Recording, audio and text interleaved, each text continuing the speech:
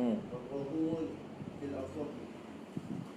فإن جمع المستعمل الجديد فبلغ قلتين فطهور في الأصح. كما لو جمع النجس فبلغ قلتين من غير تغير. والثاني لا. والفرق أنه لا يخرج بالجمع عن وصفه بالاستعمال بخلاف النجس. Maka jika dihimpunkan air musta'mal itu ikut kaul jadi lalu mencapai 2 bulan, maka ia akan menyucikan pada pendapat sah. Bagaimana kalau dihimpunkan najis lalu sampai 2 bulan tanpa ada hubungan, Pendapat kedua tidak dimaksudkan. Dan perbezaannya ialah bahawasanya tidak keluar dengan menghimpunkan itu daripada bersifatnya ia dengan istiqmal berbeza najis.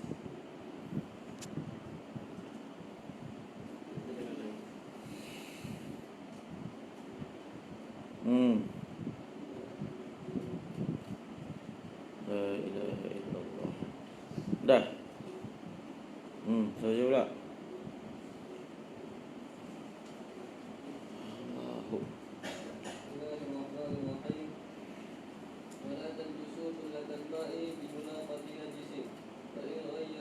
Li air musta'mal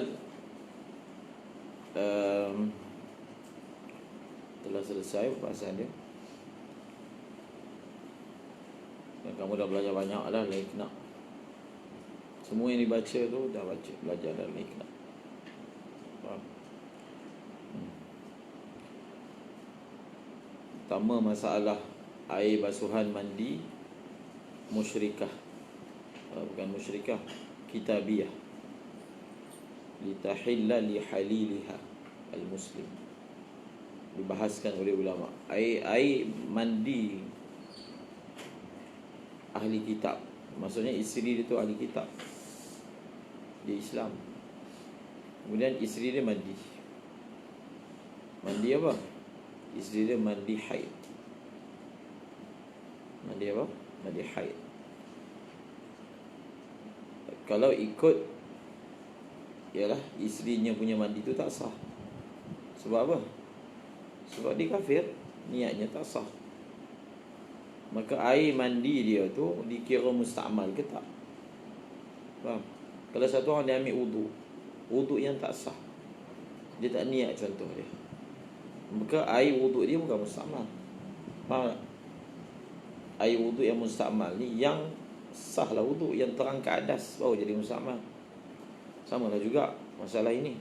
Maka dibincangkan, adakah air itu air musta'mal sebab mandi dia tu bukanlah tertunai ibadah. Bukanlah apa? Bukanlah tertunai ibadah. Ada dua pendapat. Pendapat yang muktamadnya musta'mal. Faham? Musta'mal. Sebab illah daripada isti'mal itu adalah apa? Intiqalul mana'. Mani' tadi kan, dia kata hilangnya mani'. Bila isteri dia haid, dan setelah berhenti haid, suami dia tak boleh menyetubuhi dia, melainkan isteri dia kena mandi. Faham? Kalau tak, haramlah atas suami tu. Jadi untuk hilangkan hukum haram tadi, maka apa dia? Perempuan tu kena mandi. Jadi mandi tu bukan untuk perempuan tu, untuk suami dia yang beragama Islam. Jadi mani' itu adalah hukum atas suami.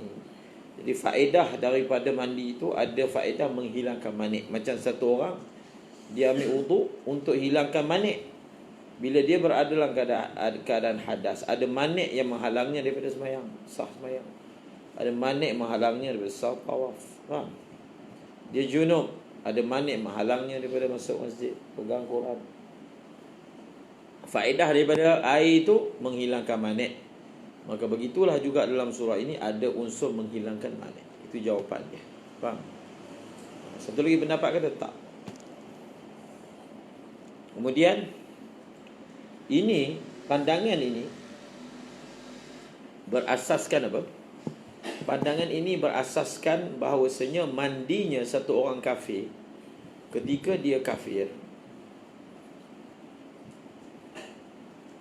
tidak mengangkat hadas. Sekarang ni satu orang baru masuk Islam.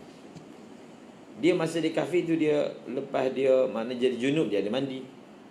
Kita andailah dia niat sekali, lepas dia berhenti haid dia mandi. Mandi dia tu adakah berpada ataupun tak? Maksudnya kalau orang baru masuk Islam, dia wajib tak mandi junub? Kalau masa dia kafir tu dia memang ada junub. Wajib tak kalau perempuan untuk sah solat dia, dia mesti mandi haid misalnya? Mazhab Syafi'i mendapat muktamadnya wajib. Tak Hanafi tak perlu. Junub, orang baru Islam dia tak perlu mandi junub. Sebab masa dia junub tak ada taklif. Sekarang baru ada taklif. Jadi yang sebelum ni tak kira. Faham tak? Jadi perbincangan tentang musta'mal ni adalah dalam surah yang kita mengatakan mandi itu tidak memadai. Barulah dibincangkan air dia tu musta'mal ataupun tak. Kalau mandi dia tu memadai, maka memang air dia musta'mal. Jadi yang kata dua pendapat ni atas, tak apalah tu. Kemudian masalah ini pun dah ada dah. Itulah faedah belajar kitab ikut tadarrush. Kalau tahun ni saya nak terang lagi benda yang kamu dah belajar nak iqna', kan buang masa. Betul tak? Ni yang masalah ni pun dah terang iqna' lah. Iaitu masalah sabi. Masalah sabi. Jadi kalau budak belum baligh, dia semayang, wuduk. Air wuduk dia tu adakah air musta'mal ataupun tak? Air dia musta'mal. Kemudian akan berbangkit soalan, bukankah air musta'mal itu dita'arifkan atas bahawasanya mastu'mila fi fardhi taharah, air yang digunakan pada benda fardu. Jadi mandi, wuduknya budak ni tak fardu. Dia semayang pun tak fardu. Semayang pun tak fardu lah atas dia. Kalau dengan makna dia tak berdosa lah kalau dia tak semayang. Ayah dia yang berdosa kalau tak suruh dia semayang. Dia tak berdosa, belum baligh. Jadi semayang pun tak fardu. Wuduk lagi lah tak fardu. Jadi sekarang ni dia ambil wuduk. So bila dia ambil wuduk, air wuduk dia tu musta'mal ataupun tak? Musta'mal. So kalau kita kata musta'mal, bagaimana dengan ta'arif musta'mal? Mastu'mila fi fardhi taharah. Maka dalam mahali pun dah terang sama. Iqna' pun terang benda yang sama-sama. Bukan Iqna' semua kitab lah jawab benda yang sama. Faham? Yang dimaksudkan fardu dalam ta'arif air musta'mal, fardu itu bukan ta'arif yang macam dalam waraqat tu. Wajib kan? Ma yusabu ala fi'li wa yu'aqabu ala tarkihi. Bukan ada ta'rif tu. Fardu yang dimaksudkan adalah apa? Mala budda minhu. Fardu maksudnya mala budda, kan ada dalam kitab. Mala budda minhu, benda yang mesti. Bukan benda yang kalau tinggal berdosa. Dalam bab air musta'mal, fardu yang dimaksudkan oleh fuqaha Syafi'iyah ila mala budda minhu, benda yang kena buat. Kena. Apa maksud dia? Sekarang ni sahabi ni dia nak solat. Kalau sahabi ni dia solat tak ada wuduk, solat dia sah tak? Sah tak? Sahabi, anak kita nak solat tak ada wuduk, sah tak? Tak sah. Jadi dia kena apa? Dia kena ambil wuduk. Jadi wuduk ni dia adalah benda yang kena, malah Buddha, faham? Benda yang kena buat. Untuk apa? Mengesahkan solat. Maka sadiqlah ataupun padanlah dengan yang disebut tadi. Wuduk ni adalah benda yang malah Buddha minhu. So dia ambil wuduk, dan dalam konteks musta'mal dia dipanggil fardu. Ya, air ni telah digunakan untuk buat benda fardu yang ditafsirkan dengan malah Buddha minhu, maka air itu adalah air musta'mal. Faham? Dikira air musta'mal. Dalam Iqna' ada lagi 2-3 surah. Tengoklah balik. masalah. Kemudian beliau mengatakan perbahasan tentang air mustakmal. Air mustakmal ni dua. Satu, air mustakmal ni air yang digunakan untuk angkat hadas, mustakmal. Air mustakmal juga air yang digunakan untuk membersihkan najis. Faham? Mengangkat hadas pun air mustakmal, membersihkan najis pun air mustakmal. Tapi akan dibahaskan nanti dalam babnya. Apa dia tu? Bilakah air itu nak jadi mustakmal dalam perkara membersihkan najis? Apa syarat-syarat dia? Usalah. Faham? Bekas basuh najis. Bekas basuh lah. Usalah tu najis. Faham? Habis.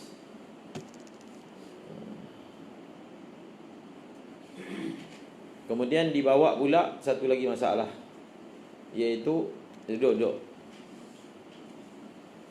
Air mustakmal yang dikumpul jadi dua kolah.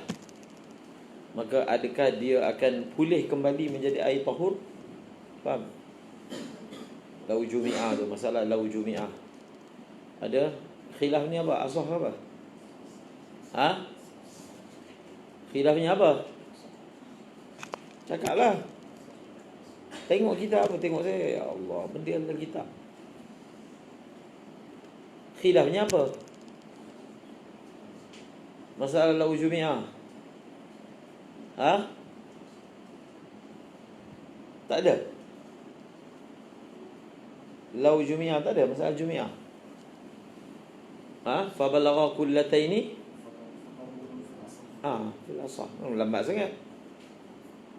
Fil Ini asah yang keberapa? Keberapa? Pertama ke kedua? Pertama apa?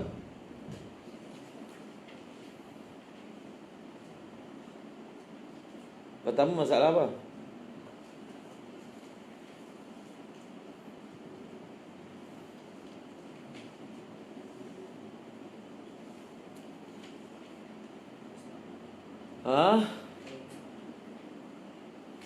Air mustakmal. Apa dia?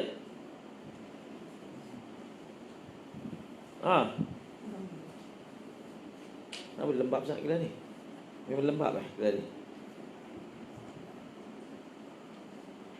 Air yang digunakan pada pasangan ada masalah.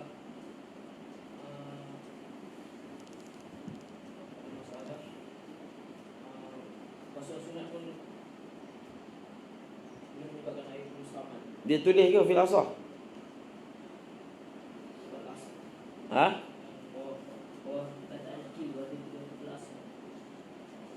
Tu Allah.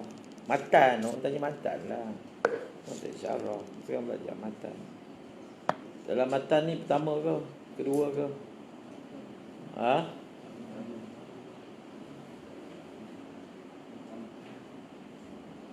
Tak usah karah ke?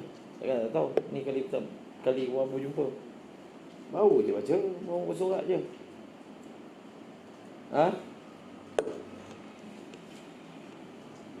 Zakarah letak ni. Lepas tu baru satu, dua muka surat takkan ingat. Baru berkali perkataan tu. Yang pertama. Pertama. Duduk. Yang pertama.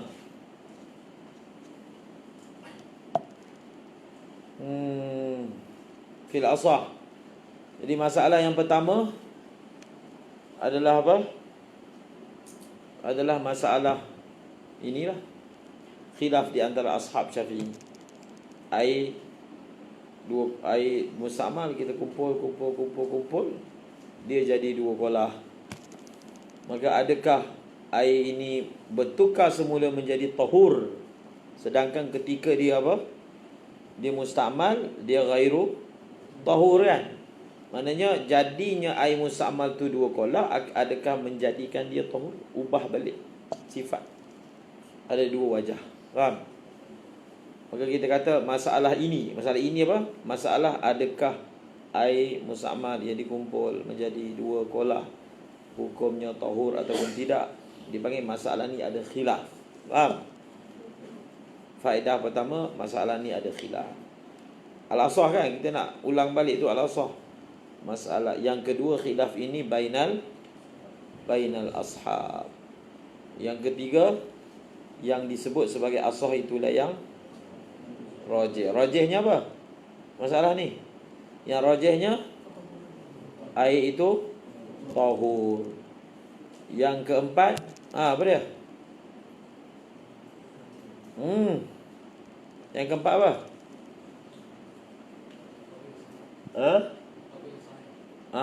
Muqabil apa?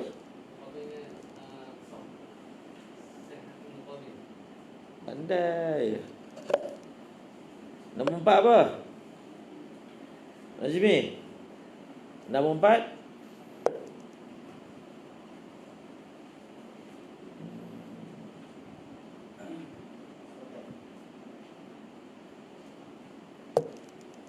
Nombor 4 apa? Kalau daripada asah. Nombor 4. Macam tu ke Ajah? Muqabilnya sahih. Betul?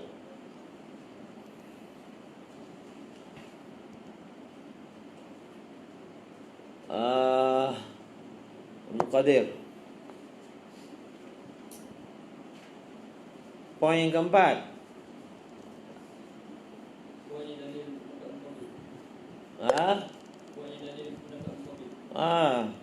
Kuatnya dalil pendapat Muqabil. Dah hadam dah sepatutnya. Senang je. Dok. Kuatnya dalil pendapat Muqabil. Faham? Dok.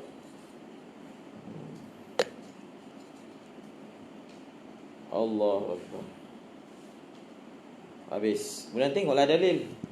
Cuba tengok dalil. Dalil pendapat asah apa dia? Dalil pendapat Muqabil apa? Dalil pendapat asah kias. Faham? Ilhaq lah. Ilhaq. Dalil pendapat Muqabil adalah dia punya wajah. Dia farq. Kita punya kias tu dia datangkan farq. Jadi pendapat asah kata air mustamal kita kumpul jadi 2 kolah, maka hukum dia kembali tahur. Kita kiaskan dengan masalah yang kalau air najis tu maksudnya mutanajis. Dia tu najis kan, mutanajis. Air mutanajis yang kalau dikumpul-kumpul jadi 2 kolah. Air mutanajis tu dia jadi apa? Suci lagi menyucikan semula. Yang tu ittifaq. Faham? So kalau air mutanajis dengan syarat tak ada perubahan. Kalau air mutanajis pun kita boleh jadikan dia apa? Suci semula. Bukan suci je, menyucikan. Dengan cara apa? Jadikan dia 2 kolah. Itu air mutanajis. Kalau air mustamal tak najis. Lebih aula lah dia boleh dipulihkan. Faham? Maksud kita boleh pulihkan balik air tu. Seperti mana air mutanajis boleh dipulihkan dengan cara jadikan dia 2 qullah dengan syarat tak ada perubahan, maka air mustamal juga boleh dipulihkan, dikembalikan sifat tahuriyah dia dengan cara apa? Jadikan 2 qullah, dia panggil kias. Kalau kat sana boleh, bab najis lagi teruk daripada bab mustamal tu tak? So kalau bab najis pun boleh, bab mustamal lagi lah boleh. Itu dia panggil apa? Qiyas aulawi. Ini guna kaedah apa? Qiyas aulawi. Banyaklah dalam fiqh. Kalau sana masalah yang lebih teruk pun boleh, masalah yang lebih rendah daripada lagilah boleh. Betul tak? Logik tak? Iman? Logik fiqh. Logik akal. Faham?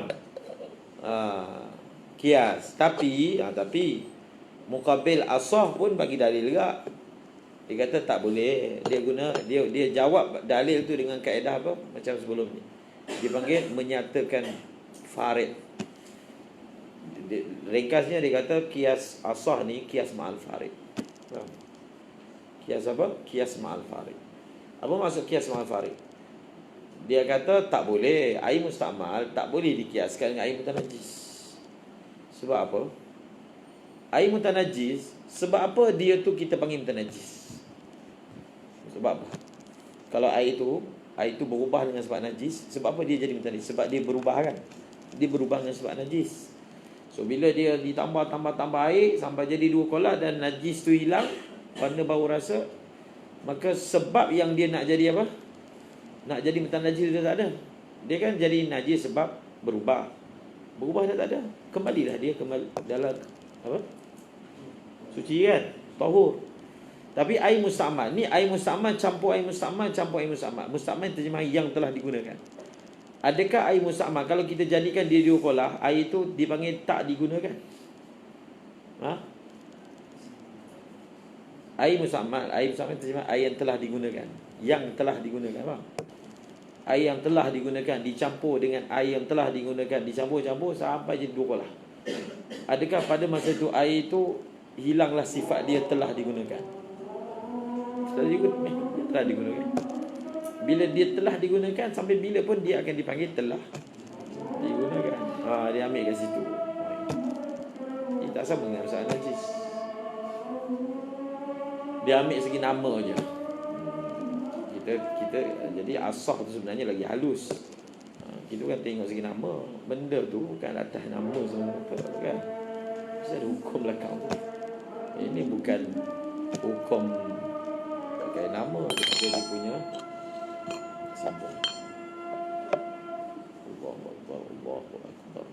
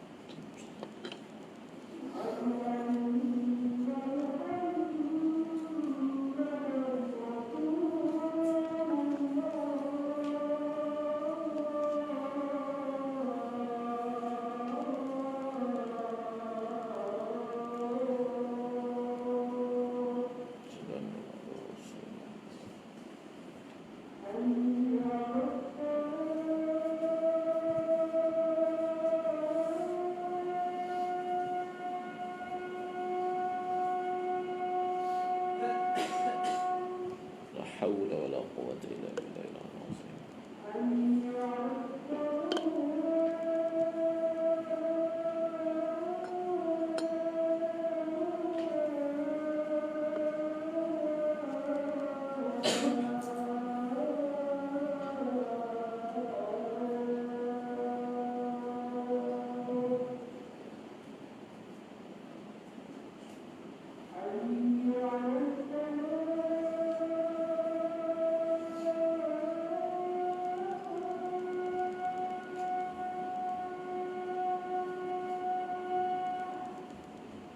La haula wala quwwata illa billahil azim.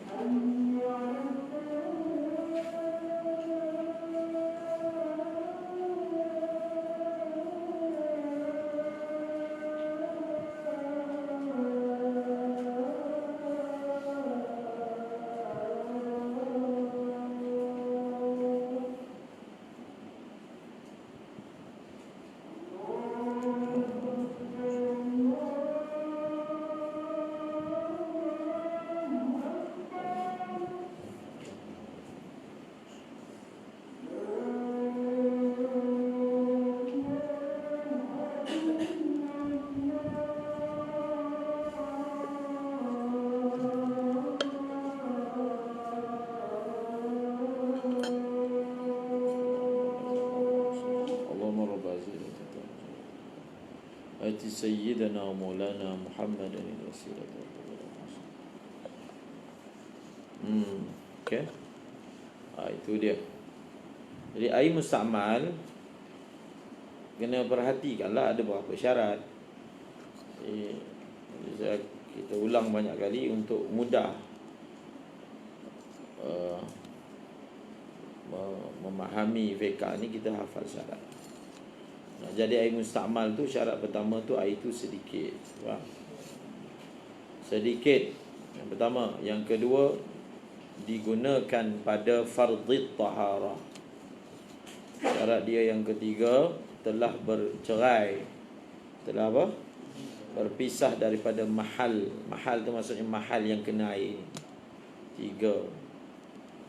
Dan syarat dia yang keempat, tapi ini khusus untuk air yang digunakan untuk basuh najis. Faham? Itu nanti bab dia lah, 3 cukup. Itu masalah rusalah. 3. Jadi 3 syarat ni ada, maka air itu mustamal.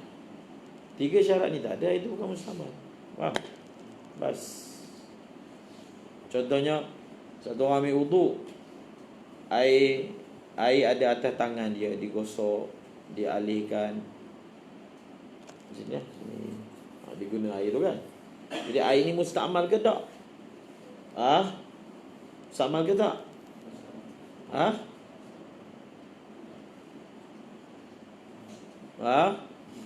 Tak mustamal. Sebab apa? Syarat apa tak cukup?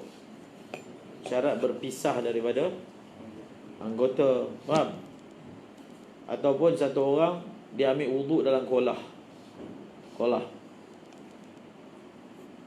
Faham? Tangan dia masuk semuka. Okey. Kena basuh tangan. Jadi bila dia masuk tangan, dia masukkan tangan, contohlah. Kemudian dia angkat tangan. Faham? Air yang membasuh tangan dia telah berpisah daripada tangan dia. Betul tak? Air yang berpisah tu air mana? Air yang ada dalam kolah lah. Betul tak?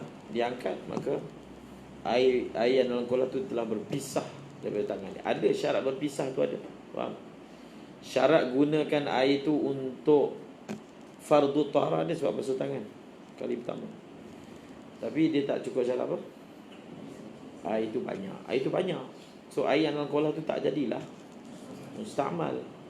Tapi kalau air tu sikit dalam kolek, dalam timba, dia, ini kamu dah belajar kan masalah ightiraf dalam Umdatus Salik. Dia panggil apa? Masalah ightiraf, celup. Jadi basuh muka, kemudian basuh tangan. Masa basuh tangan tu lah, masa dibasuh tangan dengan niat untuk basuh tangan, sebab memang giliran basuh tangan sekarang. Maka bila dimasuk je tangan dalam baldi, maka air dalam baldi telah mengangkat hadas tangannya. Kalau dia angkat je tangan daripada baldi, dipanggil apa? Air telah berpisah daripada tangannya. So cukup syarat pertama, air ini telah digunakan untuk mengangkat hadas fardu. Kemudian air ini telah digunakan, air telah berpisah daripada anggota. Yang ketiga, air itu sedikit. Maka air dalam baldi itu mustamal. Faham? Jadi cara tak nak bagi air itu mustamal, kamu dah belajar dalam Umdatus Salik. Dia panggil masalah ightiraf. Masalah apa? Ightiraf. Apa syarat dia? Iaitu dengan dia niat cedok. Dia niat masa masukkan tangan, ketika nak basuh tangan tu dia niat sebagai apa? Untuk keluarkan air, bukan untuk basuh tangan tu. Tangan dia nak basuh kat luar. Faham? Yang dia celup ni untuk ambil air dan basuhnya di luar. Maka pada ketika itu, masa dia cedok dengan niat tadi, ini dipanggil peranan niat. Niat tadi menyebabkan air itu tak mengangkat hadas tangan. Faham? Bila tak angkat hadas tangan, dia tarik keluar, tak adalah dikatakan air ini telah digunakan untuk benda yang fardu. Itu dia cara dia tak nak bagi, dia kena niat. Bila dia niat, maka air dalam baldi tidak mengangkat hadas tangan. Maka bila air dalam baldi tidak mengangkat hadas tangan, maknanya air itu tidak digunakan pada fardu. Kita guna pada fardu, tak cukuplah syarat. Maka air dalam baldi itu tidak dihukum sebagai mustamal. Jadi itulah dia punya kaedah. Mustamal ke tak mustamal. Cuma dibahaskan pula. Itu benda tu dia ada banyak lah pecahan dia. Semua dah belajar iqna. Faham? Jadi sebelum masuk kelas, betul lah iqna. Baca iqna wajib ada dalam kelas. Faham? Setiap orang dia bawa balik, dia baca, ataupun dia kena ada iqna dia yang dia belajar.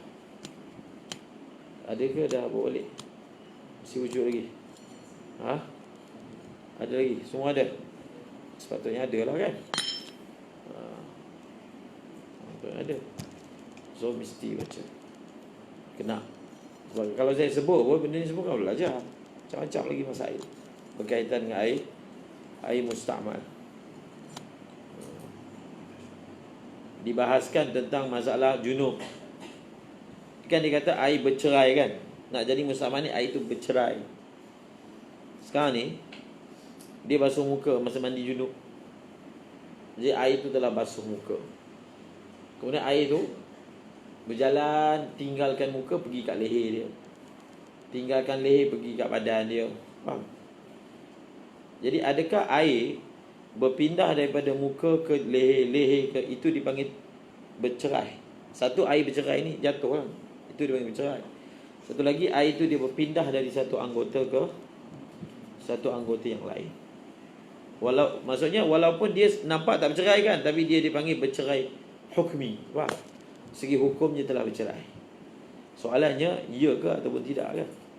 Maka dia bezakan antara masalah junub dengan masalah wudu. Kalau junub dipanggil badanul junub ka'udhuin wahid. Faham? Kaedah dia apa? Badan orang yang junub ni kita kira satu je anggota. Satu. Maksudnya kalau air tu mengalir daripada muka ke leher ke bawah.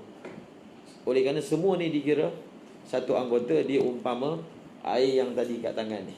Kan air ni semua jari, tapak, ni semua ni kira satu je. So kalau air tu mengalir daripada atas turun ke bawah, dia belum dikira apa?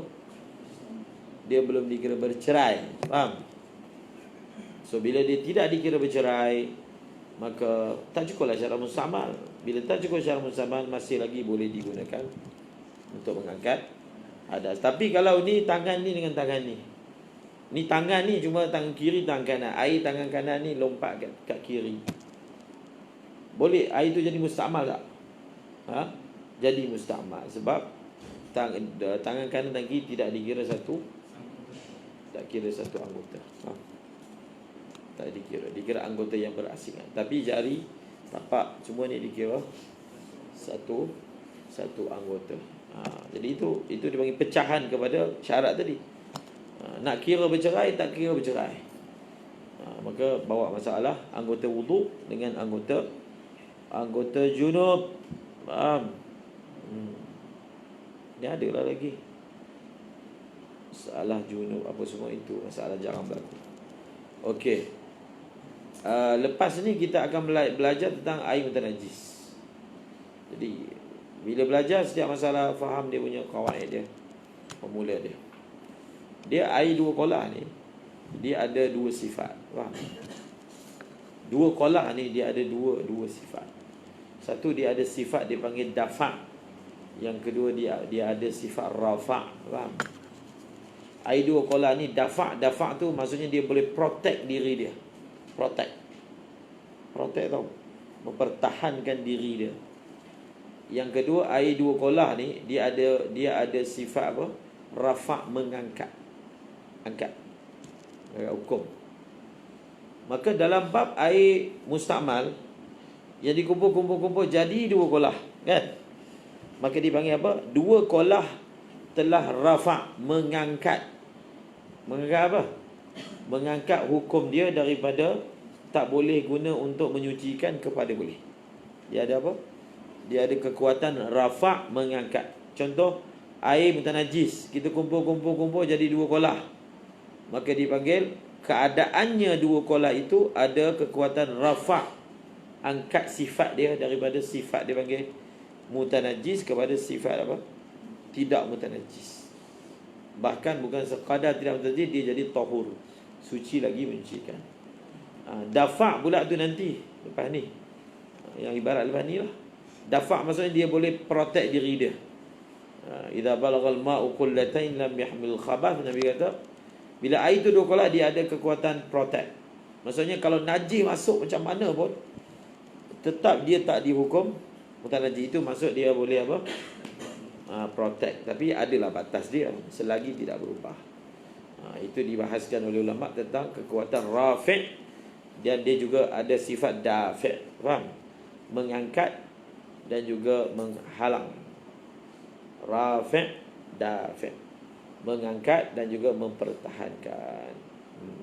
Jadi yang ada kaitan dengan yang kita baru baca tadi, iaitu bagaimana air yang terkumpul, musta'mal yang terkumpul sehingga menjadi dua kolah, dia berubah menjadi air yang suci dan mensucikan kerana keadaan air itu yang menjadi dua kolah menghasilkan kekuatan baru. Faham?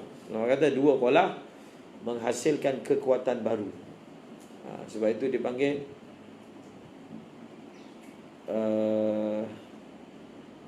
bersatu kita teguh, bersatu teguh bercerai roboh. Jadi air musta'mal bila dia bersatu, dia jadi kuat. Faham?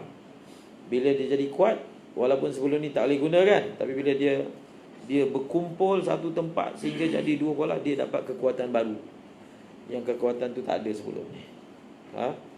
Jadi berkumpul. Faham tak? Okey, kemudian air tu dua kolah. Kemudian air dua kolah tu kita ceraikan balik. Jadi letaknya beli-beli jadi kecil balik, tak sampai dua kolah. Faham? Air musta'mal tadi kita telah capaikan dia dua kolah. Kan kita kata dia dah boleh guna untuk suci lagi mencucikan. Lepas tu, lepas dah capai dua kolah, kita pecahkan dia balik. Menjadi tidak dua kolah. Adakah dia kembali apa? Kembali hukum dia menjadi tidak boleh menyucikan? Kembali tak? Tak kembali. Dia tak kembali. Sebab bila dia dah dapat dah kekuatan tahur, dia tak boleh menjadi tidak tahur kecuali berlakulah pada dia perkara-perkara yang ubah. Dia bukan automatik. Bila jadi kurang automatik tak. Maksudnya bila dia dah dapat saja kekuatan tahur, dia kekal tahur. Sampailah berlaku pada dia perkara-perkara yang menghilangkan tahur. Apa perkara yang menghilangkan tahur? Contoh, dia jadi musta'mal, maka hilanglah balik, kan? Dia jadi mutaghayyir, hilanglah balik. Dia jadi mutanajis, maka hilanglah balik. Bila dia dah dapat, maka dia tak akan hilang kecuali asbab-asbab yang menghilangkan tu ada. Kalau tak, dia kekal ada kekuatan walaupun dia kembali dikecil-kecilkan dengan jumlah yang sedikit. Faham? Sama, air mutanajis pun sama hukum dia. Air mutanajis pun hukum dia sama. Itu sebenarnya pecahan lagi. Pecahan dia ada furuk-furuk berbagai dibincangkan oleh ulama. Jadi bolehlah satu orang dia buat 4 ambil wudu tu, air wudu kan, kita buat, dia mengalir pergi ke satu tadahan. Betul tak? Tadahan tu ada jaring-jaring untuk tadah kahak ke gelema ke apa benda kan, sugi punya. Jadi dia tapis, dan tadahan tu besar. Bila kita tadah sampai tahap, tembak balik masuk dalam tangki, recycle. Faham? Boleh sebenarnya. Itu tempat yang air kurang lah. Faham? Boleh buat. Sebab bila dia pergi ke saluran tu, dia tadah, dia akan jadi dua kolah kan. Jadi kita tembak masuk ke tangki balik, guna balik untuk jatuh, pusing balik. So pusing balik. Segi fiqahnya, hukumnya adalah air itu suci lagi menyucikan. Itu air muta'mal. Orang tak buat air, orang guna lebih daripada tu, new water. Itu nantilah kita tak sampai lagi air mutanajis. Orang kita semula air mutanajis. Faham? Disuling, dipulihkan, dia panggil rawat. Dirawat air mutanajis. Macam contohnya, ini memang wakil dekat kilang apa ni, kilang ayam brand. Bukan ayam brand, tu yang apa, ayam apa, ayam goreng tu yang beku tu, frozen, ayam mas. Dia syarikat dia QRS. QRS lah nama dia, orang Islam lah. Dia ayam mas kan, produk ayam mas. QRS ni juga yang Pizza Hut. Jadi dia ada ustaz yang kerja kat situ. Jadi air yang basuh ayam tu, sedarah kan, biasanya sebelum ni buang je, buang. Tapi ada cadangan sebab mereka perlu guna unit air ataupun kuantiti air yang besar. Wah. Jadi air tu setiap hari pakai banyak air. Tak boleh nak guna balik, nak basuh. Ada cadangan kita pulihkan, kita rawat air tu. Kita guna tapi bukan guna untuk basuh. Untuk basuh ayam lah. Kita guna untuk benda lain. Contohnya nak basuh van ke, basuh lori ke, nak basuh ni kan. Jadi cara dia punya rawat tu, dia akan masukkan bakteria, faham? Dalam air. Adalah benda kimia ataupun bakteria. So bakteria tu dia akan makan warna darah. Masuk kan? Dia bukan kusira, dia masukkan bakteria. Bukan kita tambah air sampai dia jadi putih. Itu tak ada makna lah buat macam tu. Kita nak jimatkan air, kita tambah air, tak sampai masuk kan. Sekarang air memang lebihan tu dirawat dengan cara masukkan bakteria.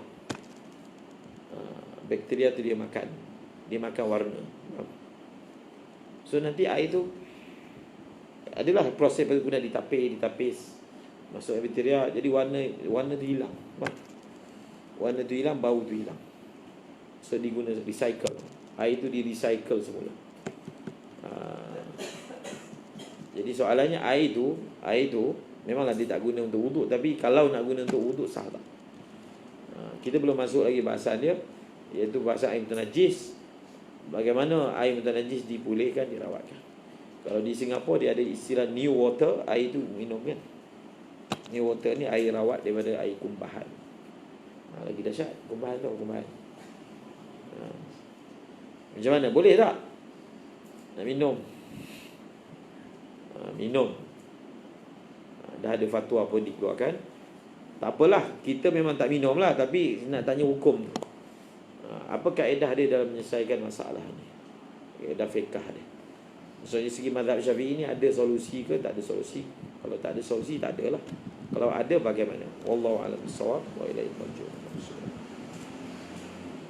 Asyhadu an la ilaha illa anta astaghfiruka wa atubu ilaik.